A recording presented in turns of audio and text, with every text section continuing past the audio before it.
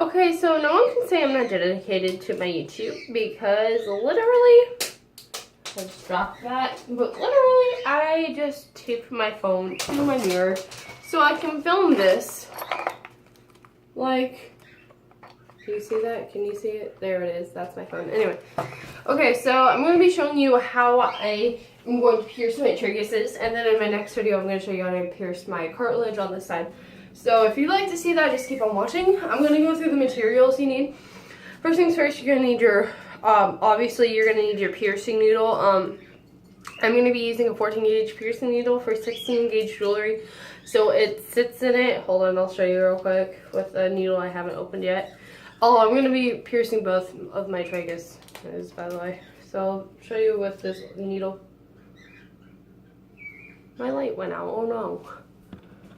Hopefully that's safe, but I'll be using a 14 gauge needle, which is that big. It's 1.6 millimeters, and then 1.2 millimeter jewelry. I think that's the size. Anyway, hold on. So the reason why I'm using a 14 gauge or 16 gauge jewelry is because when I push it through, I want the jewelry to rest inside of it, so it's easier to transfer, if that makes sense, because if you just use a 16, it will sit at the end of the needle. Anyway, so you're gonna need your needle, you're gonna need your jewelry. I'm going to be using these straight barbell ones. You should be using, hello cat, you better not fall down, you hoe. Anyway, so I'm gonna be using these straight barbell ones like this. They have a little diamond on them that's like a star, if you can see that. Anyway, so it's straight and it has a ball that screws on the back. I'm not picking up the ball because I'm lazy. I'm gonna shut the door because of that. But that's kind of jewelry you need to use for your tragus, because if you use a captive bead ring, it can reject, and a lot of people do have problems with them. So I suggest using the straight barbell. And if not, then go ahead and use it, I guess, but do it at your own risk. You're going to need a sterile piercing marker, or you can use a non-toxic permanent marker like a Sharpie. Just make sure it's brand new, because if you do not use a new one, you will most likely get an infection. I've seen it happen before. I've seen piercing places use old Sharpies on multiple different people, and surprise, surprise, everyone got infected. You're going to need Q-tips, cotton balls, things like that to clean up blood and clean around the area. You're going to need rubbing alcohol to clean the area before you pierce it, but not clean the piercing because it will dry it out. And clean your jewelry and other materials you will be using. Now, you need something for a transfer tube if you aren't going to use clamps. I'm not using clamps, so I'm just going to use the back of this mechanical pencil, because that's the only tube thing I can find at the moment. But a straw will work, things like that. Just make sure they're clean and sanitary. This has been boiled and it will be soaking in rubbing alcohol before I use it, just to let you know. So I got, also you probably should wear gloves. I'm not wearing gloves. I never wear gloves just because it's not my thing. But yeah, so that's all. I'm also going to be using rubbing alcohol, vitamin E oil, to make the needle lubricate the needle. A lot of people use petroleum jelly and stuff like that. A lot of piercings do. This is just what I prefer to use because it also helps it heal at the same time. So yeah. So I'm going to be soaking everything I'm using in rubbing alcohol, besides for the sterile piercing marker, obviously, and the needles, because they are already sterilized. I'm using this contact case I was holding the jewelry in. The other side has sea salt in it for the thing. This is what I take when I'm on the go, just because it's easiest to hold extra jewelry and stuff, and I have a lot of contact cases I don't use. So yeah, I'm going to be putting my jewelry in here for it to soak. I'm going to take my rubbing alcohol and put that in there. And then I'm going to get another little container just to put this in, because I don't want them touching each other yet. Now I'm taking this container right here. There's a cat here, heck. But it's this little container that came in a 50 something pack from Walmart, and it's just for it comes with little lids and everything, and it's to hold sauces and stuff. But I'm going to be putting that in there and letting that soak. Now for your tragus, You want to get your hair back, obviously. Something I want to tell you real quick is with your needle, this is not what I'm going to be using. This is one I have that I already opened. But you need to bend it at an angle, kind of like this. So when you pierce it through, it goes out and doesn't stab into your ear. That's also why you need the tube, but bending it does help quite a bit to do that. So yeah. Now to mark it out, and just, I'm gonna take my marker right here. When you mark it out, try and put your finger like right here to mark it out. So I'm gonna mark mine out real quick. Oh no, I just touched a little.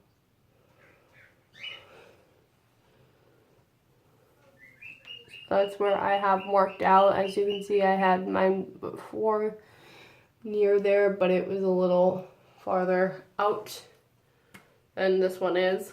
Now I'm gonna try and mirror the same mark on the other side on this tragus.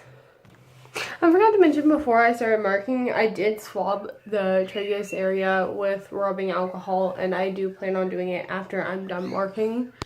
So I got rid of the headband because it fucking sucks. You can just pin the hair up, and then I will take another clip and pin up the other hairband. That's what mark 1 looks like. And then mark 2 is over here.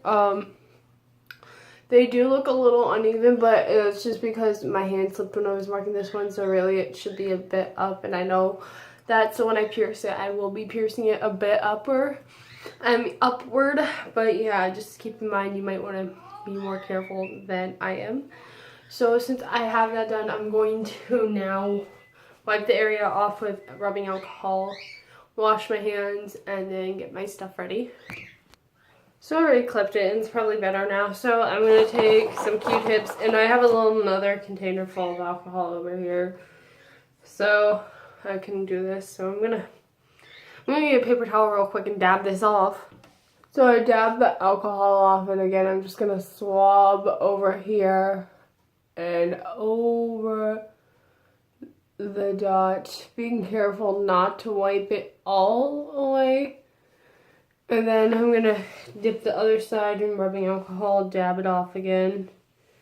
That's because it's a lot on the Q-tip, you know. It's just, I don't want like rubbing alcohol all up in my ear, which I don't know if you know this, but rubbing alcohol isn't that bad for your ear. In fact, I know a lot of people, when they have ear infections, they use like rubbing alcohol to, like, you know, dry out the water that gets in there when you're like swimming and stuff, so they can go swimming during the summer, because I know a lot of my friends get them during the summer. But yeah, so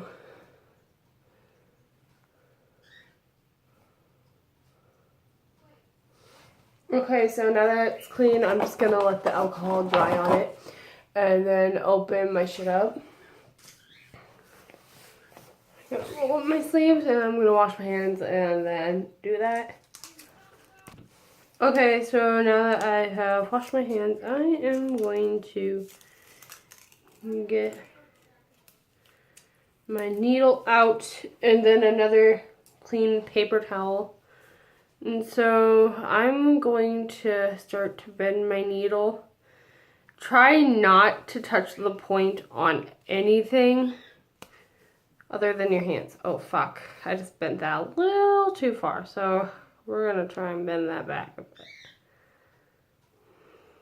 See, you want something like that. You don't want a like little concave in there though, so we're gonna just make sure that's not there before we do this, so it doesn't cause any pain. But there, my needle is bent.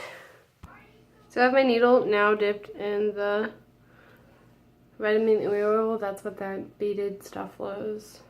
It kind of looks yellow, but it's not, I promise. Ooh, there's still some rubbing alcohol in this tip. Let me dry it off real quick. Also, be careful when you're bending these needles, because I sliced through my skin on my thumb. If you can see that line right there, yeah, it's not bleeding. If I squeeze it, it might. No, it's not, but it was just a little painful, so just be careful. It was more scary, if anything.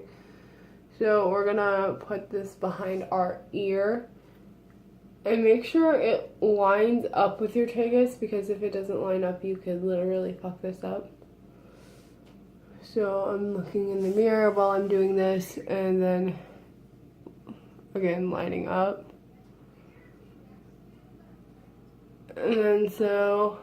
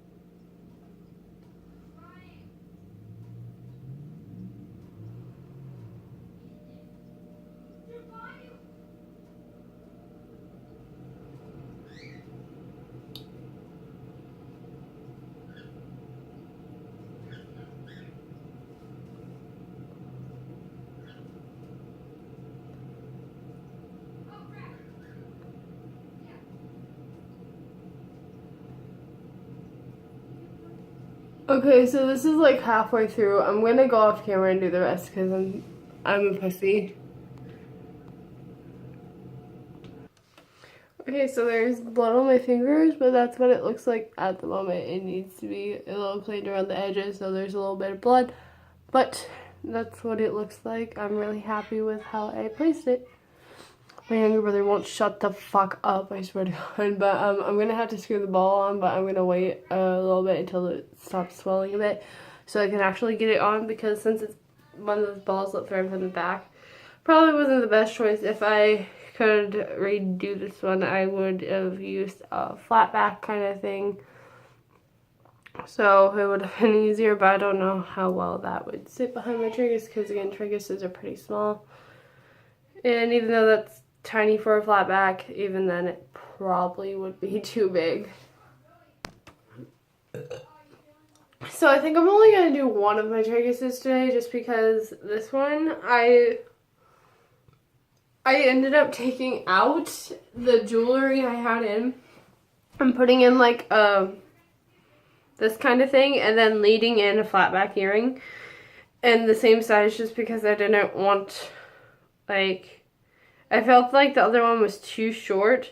So I'm going to be using a flat back earring, and then I'll do the other one another day. It's just this one, since I'm going to be doing the cartilage too, I feel like I don't want to have any like prominent pain on my right side, because I'm going to have the stuff on my left side anyway. So yeah, I'm going to wait until like tomorrow or the day after or something like that to do the other one. I've been sitting here for 3 years trying to get this fucker on. I finally got this fucker on. Oh my god, sorry. That took forever. I think it looks really cute. Not gonna lie. Show you a side view. If that's a side view, I don't know. We'll see when I'm editing this, if you end up even seeing this. The back is probably a bit uneven because I literally took forever, and I think I might have ripped the piercing a bit because I was taking for so long. And I was jerking it around a bit, but I got it on, and I think it looks nice, so I'm just gonna clean it and keep it. And if it's fucked up, oh well. I mean, that's good. It's kind of the price of doing your own piercing. If you want to know, I am actually like sitting on my fucking sink because I'm a weirdo. But yeah, so there is my tragus piercing done, and yeah, so that's all. Like I said, I plan on piercing my other one, so I will post the video when I do that. Anyway, thank you for watching, and I got a hiccup. I will talk to you guys later. Bye.